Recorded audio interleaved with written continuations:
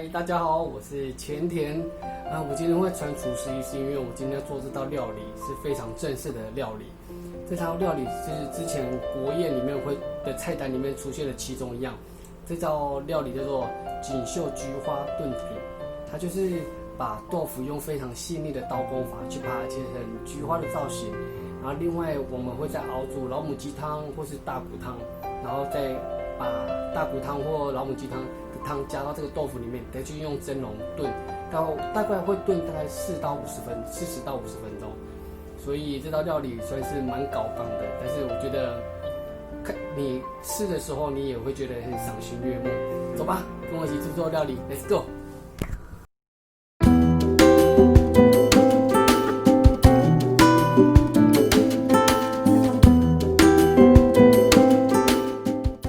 今天炖汤的准备食材，我今天准备了排骨、洋葱，还有西洋芹跟红萝卜。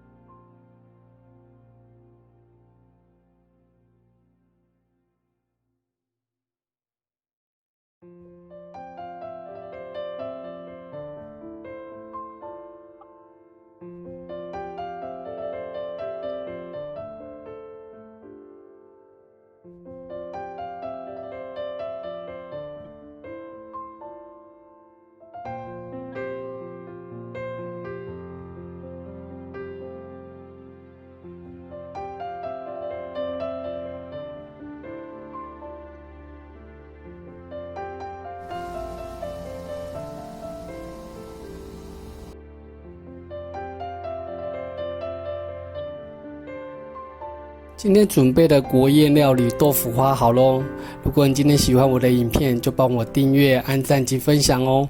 我们下次料理见，拜拜。